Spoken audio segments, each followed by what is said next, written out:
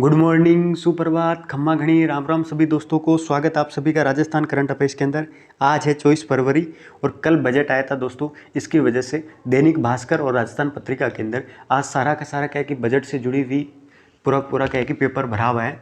ठीक है, तो कल एक मैंने वीडियो डाला था रात को, जिसमें बजट से जुड़े हुए जो महत्वपूर्ण हाइलाइट्स वगैरह हैं कि क्या क्या घोषणाएं वगैरह बजट के अंदर की गई है, उसके बारे में डिस्कस किया था। आप वो भी देख सकते हो। और एक अलग से बजट को भी क्या कि डिटेल से विभिन्न सेक्शन के अंदर डिवाइड करके अपन बजट और इकोनॉमिक सर्वे उसको कवर करने वाले हैं दोस्तों। आइए स्टार्ट करते हैं। स्वागत है सारा को अपनी क्लास के अंदर। सबसे पहले बजट से जुड़े हुए कुछ फैक्ट के बारे में बात करते हैं कि सरकार बजट क्या रहता है, एक आय और व्यय का, यानी सरकार का इनकम और क्या है कि एक्सपेंडिचर है होता है, उसका एक लेखा जोखा होता है बजट, जिसके अंतर्गत सरकार को क्या है कि जो पैसा आता है उसको क्या है कि खर्च करती है। तो कहाँ कितना पैसा आता है सरकार के पास और कहाँ कितना खर्च होता है उसके बारे में बात करते हैं। कि मान लीजिए 100 रुपये है, सरकार के पास क्या है कि 100 रुपये हैं प्राप्त होते हैं, उसमें से 38 रुपये के आसपास यानी 37.92 रुपया के आसपास है, वो सरकार को ऋण के माध्यम से प्राप्त होता है। किसके माध्यम से? ऋण के माध्यम से। तो ये उधार लो और काम करो, ये सरकार की क्या है कि पॉलिसीज रहती है प्रत्येक सरकार की। तो 38 रुपये के आसपास क्या है कि 100 रुपये में से ऋण के माध्यम से प्राप्त होता है। सेकंड नंबर पे केंद्रीय करों में से हिस्सा, जो केंद्र सरकार के द्वारा जो कर लगाए जाते हैं, ठीक है, उसमें से 14.21% हिस्सा रहता है, यानी 100 रुपये में से 14 रुपये रहते हैं, वो केंद्रीय करों के रूप में हिस्सा रहता है। जबकि केंद्रीय सहायता के रूप में विभिन्न महत्वपूर्ण क्या है कि जो मिशन वगैरह है, जो सरकारी योजना है, उसमें केंद्रीय सरकार के द्वारा इतना % योगदान किया जाता है। ठीक है, जीएसटी के माध्यम से 11.41%। ठीक है, तो आप 100% मान लीजिए, 100 रुपये मत मानो, 100% के हिसाब से मानिए कि बजट के अंदर सरकार को 100 रुपये में से 100% में से 37.92 पैसे वो ऋण के माध्यम से। सेकंड नंबर पे केंद्रीय करों का हिस्सा रहता है और थर्ड नंबर पे केंद्रीय सहायता के माध्यम से सरकार को सबसे ज़्यादा प्राप्त होता है। और चौथे नंबर पे जीएसटी के माध्यम से। जीएसटी से कितना है? 11.41% के आसपास। और बिक्री कर से, जो सेल्स टैक्स है, उससे 7.22% के आसपास क्या है कि सरकार को पैसा प्राप्त होता है। गैर कर राजस्व, जो कर के अलावा क्या है कि विभिन्न जैसे जो आय वगैरह रहती है उसको राजस्व के तौर पे वो 6.40% के आसपास रहता है। अगला राज्य उत्पाद शुल्क, वो 4.33% है। और अन्य और वाहन कर है, वो आप देख सकते हो। तो एक तरह से ऑर्डर याद रखिए आप, क्वेश्चन के अंदर मिलान वाले क्वेश्चन आते हैं और टॉप, ठीक है, तो ऑर्डर पूछ लेते हैं अपने को। तो सबसे ज़्यादा सरकार को पैसा कहाँ से प्राप्त होता है? ऋण से। सेकंड नंबर पे केंद्रीय करों के रूप में। थर्ड नंबर पे केंद्रीय सहायता, फिर जीएसटी, फिर बिक्री कर, फिर गैर कर राजस्व, राज्य उत्पाद शुल्क और वाहन कर, अन्य कर से जुड़े हुए। तो इस तरह आप एक ऑर्डर याद रखिए, ठीक है, इसको कॉपी के अंदर नोट कर लेना दोस्तों। नेक्स्ट, सरकार के द्वारा कहाँ खर्च किया जाता है? सरकार के द्वारा 100% पैसा रहता है, उसमें से कहाँ खर्च किया जाता है? 60.55 पैसे हैं वो राजस्व के रूप में खर्च किए जाते हैं। राजस्व व्यय के तौर पे कितने रहते हैं? 60.55 क्या है कि % क्या है कि राजस्व व्यय के रूप में रहता है। 21% रहता है ऋणों का भुगतान करना, जो आपने उधारी ली है उस ऋण का भुगतान करने के अंदर सरकार के पास जितना पैसा रहता है उसका 21% उधारी का चला जाता है। ठीक है, पूंजीगत खर्च है वो 10% के आसपास रहता है। ये मेन रहता है पूंजीगत, जिसके माध्यम से क्या है कि कोई कहाँ बांध बना दिया, कहीं भवन बना दिया, कहीं सड़क का निर्माण कर दिया, तो ये सारा का सारा क्या रहता है? पूंजीगत खर्च रहता है, जो 10% के आसपास। और ब्याज भुगतान कितना है? 8.33, यानी ऋण भुगतान के अंदर सरकार के द्वारा 21% भुगतान किया जाता है। साथ में जो उधार ले रखा है उसका 8.33% है, वो ब्याज के अंदर चला जाता है। और ऋण और अग्रिम के माध्यम से 0 तो ये सरकार के द्वारा खर्च किया जाता है। ठीक है, अब की बार जो 2022-23 का जो बजट है उसमें राजस्व घाटा कितना रहा है सरकार के, उसके बारे में बात करते हैं। 2020-21 के अंदर जो राजस्व घाटा था वो 41,721 करोड़ रुपये था। ठीक है, 2021-22 के अंदर संशोधित अनुमान करके कितना हुआ? घाटा कितना हुआ? 35,689 करोड़ रुपए। तो 2021-22 का जो घाटा रहा है, राजस्व घाटा, वो 35,689 करोड़ रुपए रहा। ठीक है, 2022-23 के अंदर सरकार के द्वारा कितना अनुमानित किया गया है कि 23,488 करोड़ रुपए राजस्व घाटा है वो रहने वाला है, ये सरकार के द्वारा अनुमानित किया गया है। जबकि राजकोषीय घाटा कितना? जीडीपी का लगभग, स्टेट जीडीपी है उसका 4.6% के आसपास, ये इतना राजकोषीय घाटा रहने वाला है। आंकड़े के अंदर देखोगे तो 58,211 करोड़ रुपए।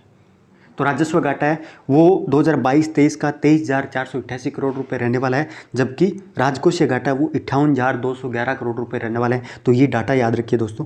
अगला, सरकार का क्या है कि राजस्व बढ़ा है। इस बार का जो क्या है कि सरकार पिछले साल की तुलना के अंदर सरकार का राजस्व बढ़ा है कितना कि 2021-22 के अंदर 2021-22 का जो पिछला बजट था उस टाइम सरकार के 1,89,431 करोड़ रुपए राजस्व के अंदर था।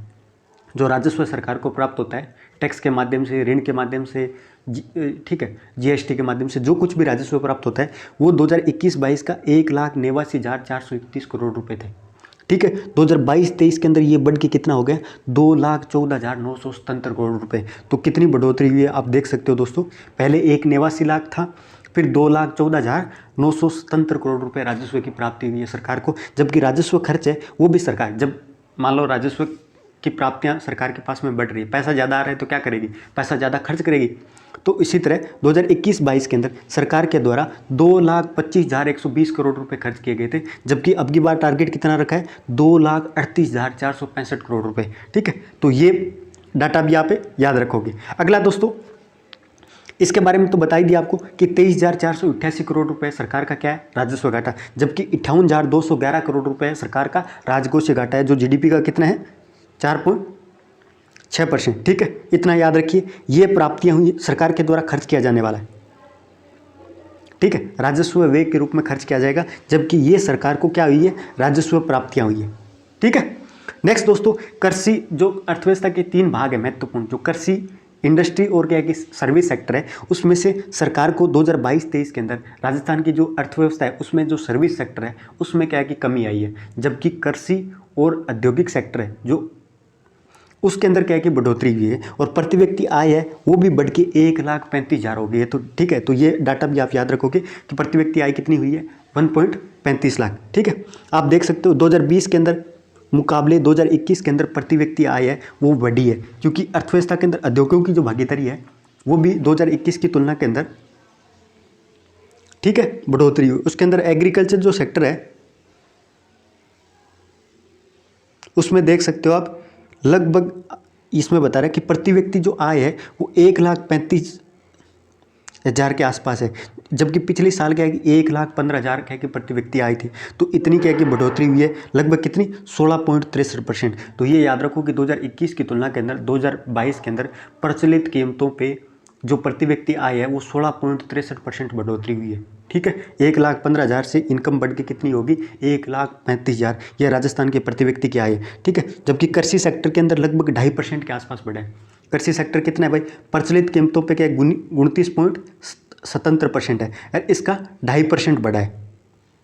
ठीक है, 2.5% बढ़ा है, जबकि इंडस्ट्री के अंदर इंडस्ट्री कितना है भाई 24.80% के आसपास है। राजस्थान की जो इंडस्ट्रीज है, सेकंड सेक्टर जो औद्योगिक सेक्टर है, ठीक है, उसके अंदर भी क्या है कि बढ़ोतरी है। लेकिन सर्विस सेक्टर है जो लगभग कितना था 42-43% के आसपास है, जिसके अंदर क्या है कि 2 से 3% की क्या है कि सर्विस सेक्टर के अंदर कमी हुई है। तो और डाटा वगैरह आएंगे उनके बारे में भी अपन क्या डिटेल से डिस्कस कर लेंगे। अगला, 19 साल बाद में पुरानी पेंशन योजना बहाल किया दोस्तों। एक गहलोत सरकार का एक बहुत ही महत्वपूर्ण कदम था ये। ठीक है, 1 जनवरी 2004 के बाद में जितने भी गवर्नमेंट सर्वेंट है, सरकारी कर्मचारी है, उनकी पुरानी जो पेंशन वगैरह थी जो बंद कर दी गई थी उसको वापस शुरू किया गया है। ठीक है, और इससे कर्मचारियों की जो एनपीएस वगैरह है उसमें कटौती वगैरह वो कम हो जाएगी, यानी टैक्स होम सैलरी वगैरह हाथ में क्या है कि पैसा है सरकारी कर्मचारियों के वो बढ़ जाएगा। एनपीएस वगैरह में जब कटौती हो जाएगी, इसकी वजह से 2004 के बाद में 7.5 लाख सरकारी कर्मचारियों में से 3 लाख को दोहरा फायदा होगा। ठीक है, एक तो पेंशन स्टार्ट हो रही है, दूसरा क्या कि एनपीएस के अंदर भी क्या कि कम हो रही है।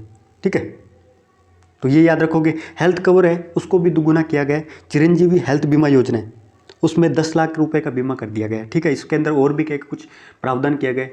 इसको गंभीर क्या कि बीमारियों के जो रोग वगैरह रहते हैं तो उन क्षेत्रों के अंदर भी क्या कि चिरंजीवी योजना है उसका कवर वगैरह बढ़ाया गया है। इससे कितना, ये योजना 1 मई 2021 को शुरू की गई थी। उसके बाद में 10.72 लाख केसलेस क्या कि इलाज है उस योजना के शुरू होने के बाद में क्या कि ये कोविड के दौरान में एक बहुत ही महत्वपूर्ण, एक तरह से रामबाण के तौर पे ये योजना वगैरह सरकार की एक बहुत ही महत्वपूर्ण योजना थी। ठीक है, और इस 90,000 अन्य लोगों को भी क्या कि फ़ायदा करने की बात की गई है। महिलाओं को मोबाइल और फ्री डाटा मिलने वाला है। ठीक है, तो इस बहाने कम से कम क्या कि चिरंजीवी योजना है उसको रजिस्टर्ड करवा लो, क्योंकि 1.33 करोड़ क्या कि जो महिलाएं वगैरह हैं उनको मुफ्त के अंदर मोबाइल दिया जाएगा और साथ में 3 साल का डाटा भी मिलेगा दोस्तों। हर घर के अंदर कांग्रेस सरकार का सीधी ब्रांडिंग करने का टारगेट रखा गया है, जिससे देश के अंदर कितनी आबादी है, 3.82 करोड़ महिला आबादी है, उसमें से 35% क्या है कि महिलाएं हैं, ठीक है, उनको क्या है कि मोबाइल मिलने वाला है। अगला ईस्टर्न राजस्थान कैनाल प्रोजेक्ट के बारे में बात करें, सरकार के द्वारा किया गया, इसका पूरा नाम है पूर्वी राजस्थान नहर परियोजना के नाम से भी जाना जाता है। इसको पूर्वी राजस्थान नहर परियोजना के नाम से भी जाना जाता है, जिसके बारे में बात करेंगे। लेकिन बजट के अंदर क्या किया गया है, बजट के अंदर सरकार के द्वारा ईस्टर्न राजस्थान कैनाल प्रोजेक्ट निगम की स्थापना की गई है, ठीक है। तो ये याद रखोगे कि निगम की स्थापना की गई है ताकि इस नहर वगैरह का जो काम वगैरह है वो अच्छी तरीके से टाइमली क्या कि इम्प्लीमेंटेशन है वो किया जा सके। सरकार के द्वारा मांग थी कि कैसे जैसे इस परियोजना को राष्ट्रीय स्तर का दर्जा हासिल करवा ले परियोजना को केंद्र सरकार से, लेकिन वहाँ पे क्या है कि उम्मीद वगैरह है वो इतनी ज़्यादा नहीं है। इसकी वजह से सरकार के द्वारा खुद ही इस परियोजना को विकसित करने के लिए सरकार के द्वारा एक निगम की स्थापना की गई है, ईस्टर्न राजस्थान कैनाल प्रोजेक्ट निगम। इस परियोजना के बारे में भी बात करेंगे दोस्तों, ठीक है। केंद्र सरकार के द्वारा इसका कितना खर्च आएगा, 9600 करोड़ रुपये, 9600 करोड़ रुपये है इस योजना पे खर्च आने वाला है दोस्तों। ये जयपुर राज्य के 13 जिलों के अंदर, ठीक है, राज्य के राजस्थान राज्य के 13 जिलों को फायदा होने वाला है। लगभग 3.21 करोड़ लोगों को इस पाइपलाइन के माध्यम से क्या है, इस प्रोजेक्ट के माध्यम से क्या है कि पानी मिलेगा, ठीक है। तो अभी किन किन चीज़ों पे काम होने वाला है इस बजट के अंदर घोषणा की गई है, जहाँ पे क्या है कि काम चल रहा है। एक तो नवनेरा बांध पर बैराज का क्या है कि निर्माण कार्य चल रहा है, ठीक है, लगभग 600 करोड़ रुपए का ये बैराज है, ठीक है, नवनेरा बैराज। और बारा के अंदर, कहाँ पे, बारा के अंदर पार्वती नदी पे रामगढ़ गांव क्षेत्र और महलपुर के अंदर भी क्या कि बैराज वगैरह है वो सरकार के द्वारा शुरू किया जाएगा। ये 13 जिले कौन कौन से हैं देख सकते हो आप। राजस्थान का जो पूर्वी राजस्थान है उसके 13 जिले हैं वो शामिल हैं। कौन कौन से, जिनको सिंचाई और पीने का पानी मिलेगा, झालावाड़, बारा, कोटा, बूंदी, सवाई माधोपुर, अजमेर, हाड़ौती क्षेत्र। एक तो हाड़ौती क्षेत्र याद रखिए, दूसरा अजमेर, टोंक, जयपुर, करौली, भरतपुर, मत्स्य संघ, मत्स्य क्षेत्र और हाड़ौती क्षेत्र, साथ में क्या कि दौसा, जयपुर और अजमेर नाग को जोड़ लीजिए, ठीक है।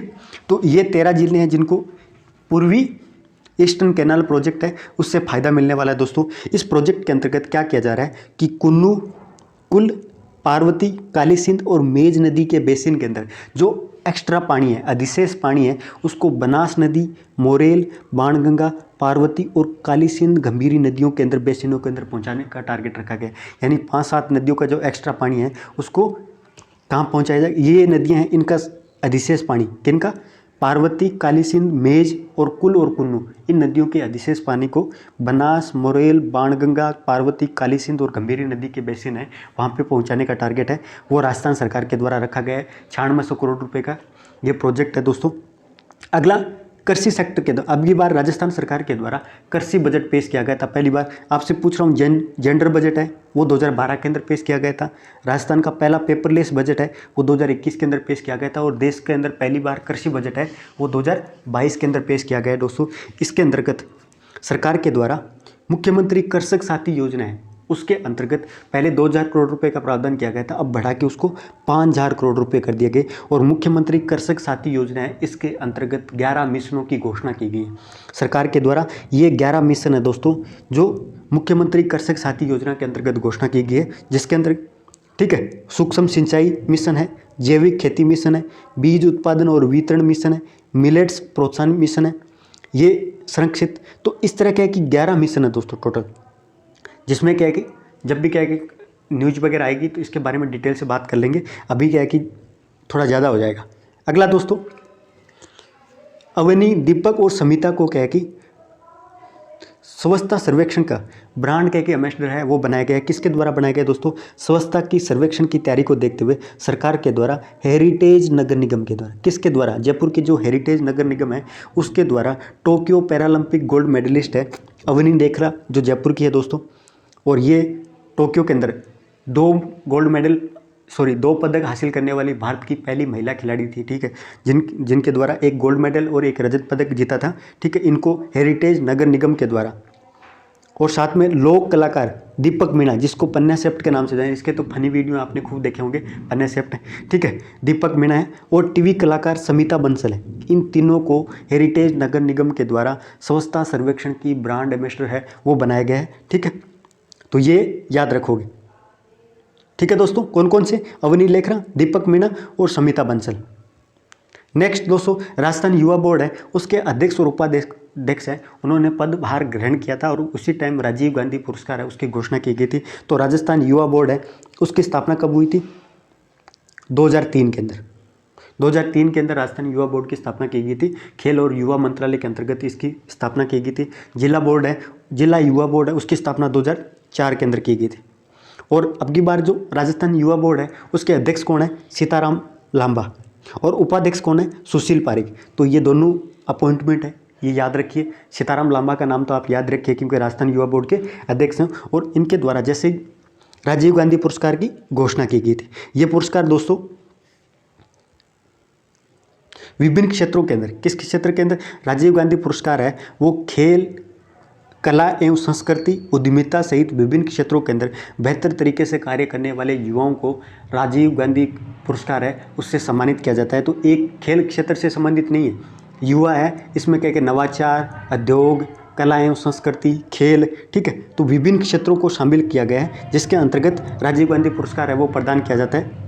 नेक्स्ट दोस्तों, 11 मार्च से जेकेजे के अंदर के आहार मेला का आयोजन किया जाएगा। इसके अंदर देखो काम की चीज़ क्या है? राष्ट्रीय आयुर्वेद संस्थान, ये कहाँ पे पड़ती है? जयपुर के अंदर, ठीक है। तो इसका हेडक्वार्टर याद रखो कि राष्ट्रीय आयुर्वेद संस्थान कहाँ पे है? जयपुर के अंदर। और बजट के अंदर रोड सेफ्टी से संबंधित एक इंस्टीट्यूट की स्थापना की जाएगी, वो भी जयपुर के अंदर दोस्तों, ठीक है। तो राष्ट्रीय आयुर्वेद संस्थान कहाँ पे? जयपुर के अंदर। और इसी के द्वारा एक आयुष एक्सपो और आहार मेला का आयोजन किया जा रहा है।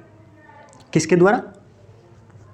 आहार मेला और आयुष का एक्सपो। और कुलपति कौन है भाई? संजीव शर्मा।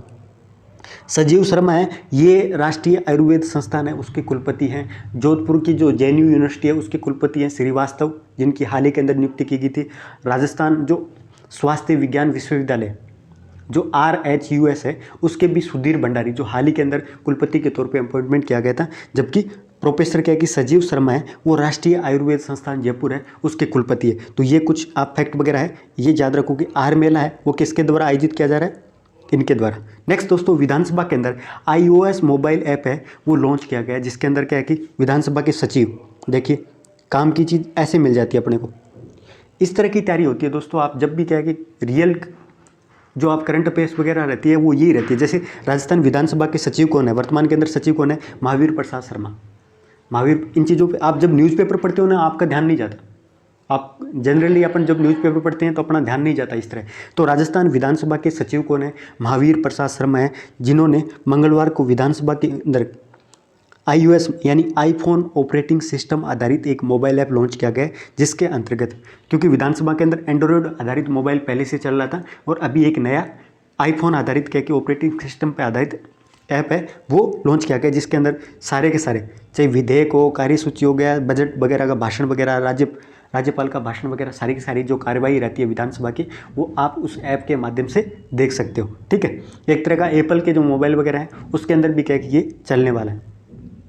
अगला, नवनियुक्त बोर्ड वगैरह के अध्यक्ष हैं उनका स्वागत किया गया और इस न्यूज़ पे आप ध्यान ही नहीं देते। न्यूज़पेपर के अंदर ये न्यूज़ आई है, आपने ध्यान भी नहीं दिया होगा क्योंकि ये कॉर्नर पे न्यूज़ रहती है। Federation of Rajasthan trade and industries, किसके द्वारा? Federation of Rajasthan trade and industry के द्वारा नवनियुक्त जो अध्यक्ष हैं उनके सम्मान किया गया है। किसका भाई? ठीक है, अल्पसंख्यक आयोग है उसके अध्यक्ष कौन बने? रफीक खान। राजस्थान लघु उद्योग विकास निगम राजसिको के अध्यक्ष कौन बने? राजीव अरोड़ा। विप्र कल्याण बोर्ड है उसके अध्यक्ष कौन बने? महेश शर्मा। इनका स्वागत है वो federation of Rajasthan trade and industries के द्वारा किया गया था, ठीक है। तो ये याद रखो कि अल्पसंख्यक आयोग के अध्यक्ष कौन बन गए? रफीक खान। राजसिको के अध्यक्ष कौन है? राजीव अरोड़ा। और विप्र कल्याण बोर्ड है उसके अध्यक्ष कौन है? महेश शर्मा, ठीक है। नेक्स्ट दोस्तों, 34वीं क्या कि फेडरेशन कप ऑफ वॉलीबॉल है उसका आयोजन कहाँ पे हुआ है? तो भुवनेश्वर के अंदर, उड़ीसा के भुवनेश्वर शहर है, वहाँ पे 34वीं फेडरेशन कप वॉलीबॉल चैंपियनशिप है उसका आयोजन किया गया था और केरल के द्वारा क्या है कि इसमें गोल्ड मेडल जीता गया था। राजसिको के जो अध्यक्ष कौन है भाई?